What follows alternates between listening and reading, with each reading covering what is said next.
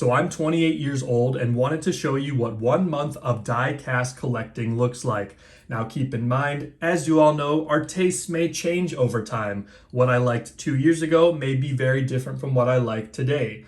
I got started in my adult collecting journey back in 2019. However, like many of you, I played with Hot Wheels and was obsessed with them as a kid. In fact, some of my earliest memories are sitting on the floor, racing my cars for hours on end.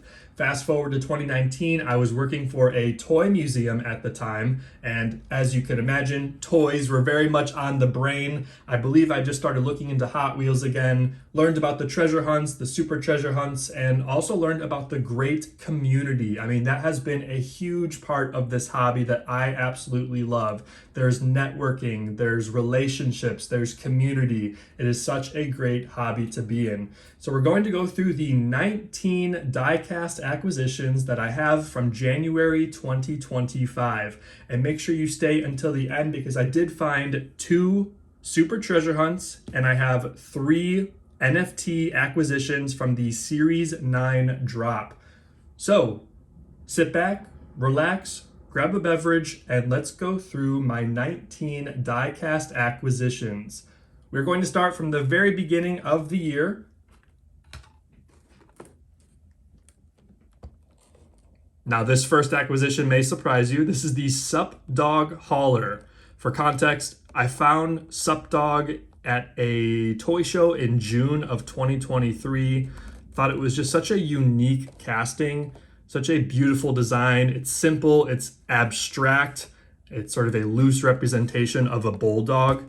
And I had a couple other different variants. In fact, let me show you. I think I have it just off to the side here. This was the initial one I found back in 2023. And one of the main resources that I use to learn about the different color variants is Hot Wheels Wiki or Hot Wheels Fandom, kind of called 2 different things online. But anytime you search a specific casting name, one of the first options that show up on Google is Fandom or Hot Wheels Wiki. And that's really a good resource to be able to understand and know which specific color variants there are for any given casting. And this specific casting wasn't documented on there. So I didn't even know it existed. I think out of nowhere, I was just going back to that Hot Wheels Fandom page and was just looking through to see what other color variants I still needed. And I noticed there was a name of a casting, but it wasn't pictured. And you will find that happens with other castings as well when you go onto that fandom page. I believe it's pretty resourceful and pretty reliable. But in this particular case, this specific colorway was not listed. So it was almost like this mystery, this casting I didn't even know existed, even though this is my all-time favorite Hot Wheels casting. So after doing a lot of research, I want to say I found it on some sort of Texas-based die-cast blog. I found the picture to it and I lost my mind. I mean, I just knew of this variant plus a few other color variants and just didn't even know this one existed. And as it is my favorite casting, I'm sure you can imagine, I was jumping for joy being able to learn that this was a specific color variant that obviously I needed to add into my collection. Well, it was actually kind of tricky to find on the secondary market. I was looking everywhere for, I think, like a full day. I mean, off and on, of course. I think it was on a random Saturday. I was just kind of, perusing eBay, checking out Mercari, checking out Facebook Marketplace. And out of nowhere, I find it. And it's in a lot. It's in a lot with 3 other truck and transporters, or just these semi-trucks that Hot Wheels produces. And I reached out to the seller and said, hey, would you be willing to separate the lot? I would be willing to pay the full price of the lot just for this one hauler. The eBay seller got back to me and unfortunately said they cannot separate the lot. So obviously I was willing to pay the price of the lot. I just bought all 4 of them. And obviously part of that lot was this one here. Such a cool acquisition. I mean, this type of stuff gets me as excited as finding a super treasure hunt. It's just when you have those castings that you're obsessed with, being able to acquire new ones, or in this case, learning about one you didn't even know existed, is just such a cool thrill for me. So I found this one, and as you can see, it is a US package. We have Sup Dog Hauler, and also fun fact about this, Sup Dog is misspelled. It's supposed to be 2 G's and only 1 P, but it's kind of a confusing name, so I'm sure the marketing team just had a little screw up there. But for someone like me who loves the diecast history of stuff like this, I think that's actually kind of fun that they did misspell it. So I have the US version, and of course, me being a crazy collector that I am, had to get a second one. So still sealed. These are so hard to find. I mean, I believe these are the only two I've been able to see online since I've been looking. This one here though, truck and transporter. So look at the difference. Truck and transporters versus Sup Dog Hauler. We have an international version versus the US version. This is common with other castings as well, especially if production is, off by a few years. Maybe I think they did the US one first and they did the international second. There's also different guidelines and restrictions that Mattel has to follow for international versus US distribution. But so these are just such a great way to start the year off. My all-time favorite casting, found a brand new color variant, and I now have two that are still sealed in the original packaging. I found a third one. So here it is loose. Not the greatest condition, but I found this one on Mercari actually. And again, just because of the rarity of it, the historical significance, and of course, it being my all-time favorite casting, it was a no-brainer. I had to pick this one up as well. So I now have three. And in addition to that color variant, I also picked up one more of the brown. This is the debut color. So I think I have like 5 or 6 of these now. Can never have enough when it's your favorite, right? So that's really cool. So from that lot that I mentioned, the 4 haulers, I did keep a couple others. This Dodge Viper really caught my eye. This is the older tooling. They have since then done a retooling of this one. A lot of collectors really prefer that newer one. I think both look great, honestly. This one's a little bit more bulbous, so kind of more rounded proportions, versus the newer one's a little bit more fine-tuned, a little bit more chiseled, a little bit more angular as well. But I think both look great. So this one stood out to me. It did come with a hauler that I didn't really care for. It was some sort of IndyCar hauler. Gorgeous enamel paint on this one as well. Look at that. We often talk about Spectraflame being gorgeous and, ultra shiny. It glows at you like on a super treasure hunt. But this enamel paint is a great example of how good enamel can look as well. It's so pretty. It's pristine. It's shiny. Barely any scratches. In fact, probably no scratches. I mean, it's basically mint condition. So gorgeous piece to have. And then the last one I got from that lot that I saved, the other ones I pretty much just donated, is this really interesting hauler. So this is called, I believe, there's no name on the bottom, but I believe I've seen the terminology of this one called tilt cab. And again, kind of, it's a futuristic design. I almost kind of think it has a little bit of Tesla semi-truck in it, even though this was made like, close to 2 decades earlier than the Tesla semi-truck. So Hot Wheels is known to do that. They make a lot of concept cars, a lot of futuristic cars. That is part of their brand identity. So really, really cool piece. The trailer comes off as well. If I could not break it, hold on. There we go. So you can just have the cab separate like itself. I really like having just the cab on display. I think that looks really good. And then the trailer here is all plastic. So those were all my finds from that lot of 4 haulers that I got from eBay. Obviously, the crown jewels are going to be those 2 Sup Dogs. So let's keep going here. The next acquisition I got is actually a gift. Shout out to Leo. He's an awesome seller at a lot of the toy shows that I go to in my area. And he actually gifted this to me. So this is the Wild Thing from Larry's Garage. I believe Larry's Garage was a series in 2009. And all the Larry's Garage castings will have either his initials or a full signature. I believe the full signature ones are more rare. So this one here is just the initials, but really cool piece, kind of like a land speeder. Really love that silhouette as well. I just think that looks so beautiful. Great color as well. That blue is just gorgeous. And then plenty of detail under here as well. Check that out. So much going on there, but I think it works. It looks really, really good. So again, thank you, Leo, for gifting this to me. Absolutely love having this in the collection. Just a great design. I mean, Hot Wheels is so known for those unique designs that they do with their fantasy castings with their real castings, what have you. So next up is my first Matchbox acquisition of 2025. I was really excited about this one when they announced it. This is the Toyota Prius, the newest generation. I love this sweeping roof line up here, just so clean. I think it's a definite upgrade from the last generation of the Toyota Prius, and just it really seems like it's in with the times. This seems like a generation that should be in 2025, halfway through the 2020s. I think the Prius, came out in like late 20 or mid 2010s, like 2010, 2015, around there, I believe. So this is such a nice upgrade. It really feels like it's in this decade. It's in 2025. And Matchbox being Matchbox, of course, they did a 10 out of 10 execution on this really, really cool Toyota Prius. There's the rear, got the nice rear tampos, full front tampos as well. And you got those modern 10 spokes. They use that a lot on their EVs. Okay, we'll keep moving on here.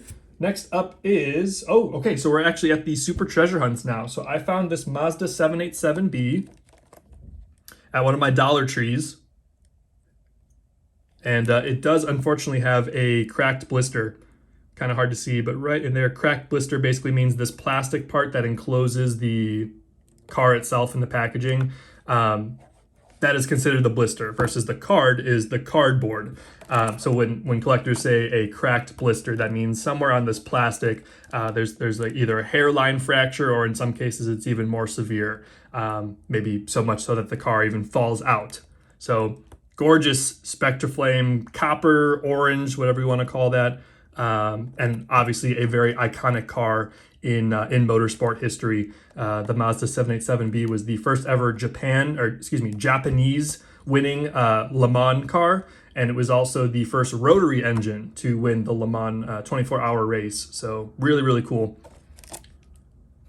So then I also got, let's see here, Solero GT. I found this actually the very next day, so it was a super treasure hunt weekend. Found the Mazda 787B on a Saturday, and then found the Solero GT on a Sunday at a different Dollar Tree. So super lucky to get both of these. Super treasure hunts are awesome. I mean, they are such a historical piece of Hot Wheels history. They launched in 1995, just the regular treasure hunts. Fast forward to 2007, they introduced the Super Treasure Hunts, and then they've been doing the Super Treasure Hunts ever since. Obviously very limited, a lot of hype around these nowadays. As you can imagine, with the knowledge being much greater, a lot more people know about these. It does make it just that much harder to find. But with that said, when it is harder to find, it makes it that much more of a crazy, massive hit of dopamine that you're going to get if you do find these in stores.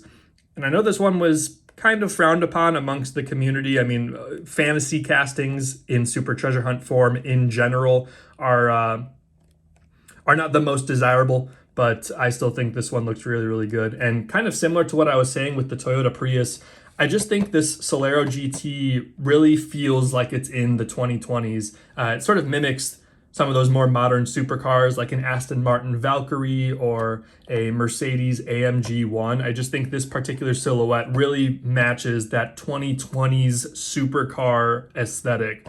So curious to see how 2030s will look, if, maybe there's going to be a very significant change in design, or maybe it's going to just be even a more streamlined version of this. Obviously, only time will tell. I'm always so fascinated with automotive design and how it changes over time. So I try to get the main lines to all the supers as well. So I did open this mainline version up. Again, just gorgeous paint. I mean, even just not being Spectraflame, this is more of that metallic. Still think it looks great. So that was quite a weekend, Super Treasure Hunt weekend, 2 supers. That's never happened to me before. I've never gotten one day and then one the very next day. I have found multiple in one day, but never across 2 consecutive days. So next up, we go to another toy show find. This is actually a knockoff of, I don't know if any of you in the United States are familiar with this, but Tamiya 4-wheel drive is a very common hobby, or it's like you race these cars on these really cool tracks where they all have like their own lane, similar to slot cars here in America. They're very common in Asia and very loved in Asia. And this is a knockoff, so it's not even branded. Just says made in China. But I was just really interested in this because I have watched Tamiya four-wheel drive videos, and they're super cool. I would love to see them in person. Just these really big tracks that sometimes they make go around like an entire hobby store, and it's really, really cool. So I just thought this was, again, quirky, kind of oddball. I'm into that kind of stuff. Just unique sort of castings or toy cars that you probably will never see again. And I think I only paid $1 for this, so can't complain for that price. It's a really nice piece. I already have it up in my display off camera here, so that's a really cool find. Okay, then I went to another toy show the very next day and got this Hot Wheels McDonald's toy. I do have one of these already loose, but a seller heard me talking about it actually on a video I was making, and he said, "Hey, you know, I'll give it to you for $1." And I was like, "You know what? I can't pass it up for $1." So now I'm going to keep this one in the packaging, and then I have the other one loose. Formula Street is one of my top 5 favorite Hot Wheels castings, and I love, here, I'll actually try and pull one out here. I love seeing just the 2 different scales with a Hot Wheels Fantasy casting. So here we have the 1/64 scale version, or one of them. This one's a multi-pack exclusive. And I just love seeing the larger scale kind of going side by side. It's so cool. Hot Wheels just released the pullback speeders. Is that what it's called? Yeah, pullback speeders. And I know those are releasing some of these fantasy castings in a larger scale as well. I haven't picked any of those up yet, but it's just cool to see. We're so used to 1/64 scale, obviously, with our Hot Wheels, our Matchbox, even some of our more premium brands. But I just think it's cool to see that casting that you're so used to in 1/64 in a slightly larger scale. I'd probably say this is closer to 143-ish. So that was a cool find. Again, for $1, you can't really beat it. Okay, next up,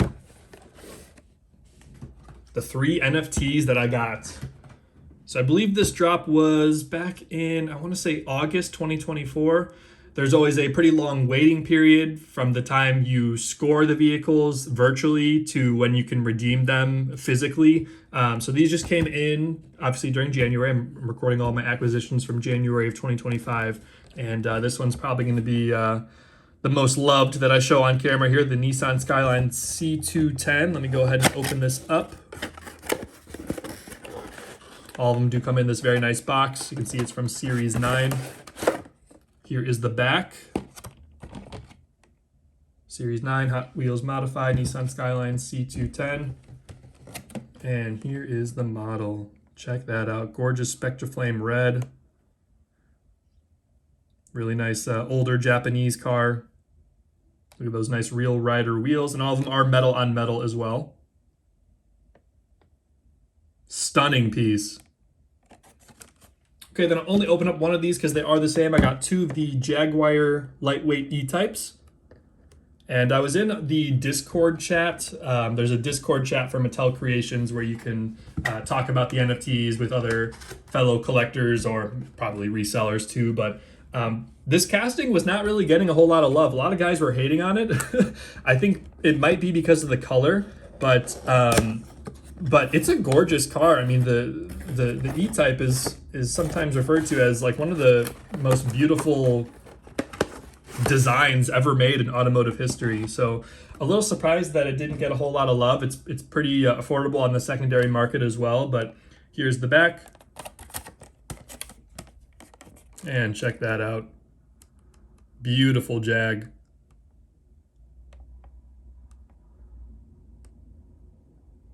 And I want to say this is a Mark Jones design. I think it looks incredible. So great to have 2 of those as well. Maybe I'll consider opening one in the future. But for now, going to keep them in their card, nice and pristine.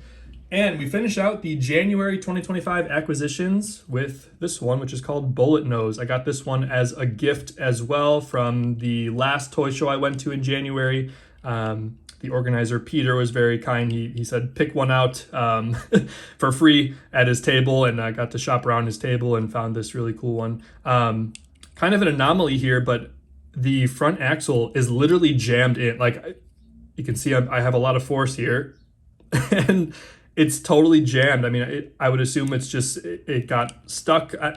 I don't know if it was from production or if just over time there's maybe something that got built up in there, but it is literally locked in. Let me try and you can see the rear wheel spinning, but the front one is totally jammed. So kind of a quirk, but I really like the Torpedoes series. This was from 2005. In fact, one of my top 5 favorite castings is Trim Truck from the Torpedoes series. And I'm just fascinated by the play on design. So we're obviously so used to, typical, regular proportions on a car, but the Hot Wheels designers had some fun here with sort of elongating them, making them quite literally like a torpedo. And it just gives you a really interesting result when you put these restrictions in as a designer. In this case, let's make all these cars longer wheelbases, even though they're not really supposed to be. And you just get really interesting results, such as this casting, which is called Bullet Nose, right? Bullet Nose. Yeah, there's the base for you. Really shiny metal on the bottom. And I believe this one was influenced by a Studebaker from the 1950s, where it actually had sort of a jet age, sort of the front end of a plane type influence. So I think that's really cool as well. Hot Wheels flames, got the exhaust going out the sides there. Quirky little casting, but again, I am totally into that kind of stuff. So there you have it. That is 1 month of diecast collecting. Again, I am 28 years old. It was 19 acquisitions from January 2025. My tastes have changed over time. As you can see, there were a lot of fantasy castings in here, some quirky stuff like the McDonald's toy, this great gift I got. So just a really good variety, some rare stuff as well with the supers and the NFTs. My name is Contour Toy Cars. You can find me on Facebook, Instagram, and YouTube. And until next time, we'll see you soon.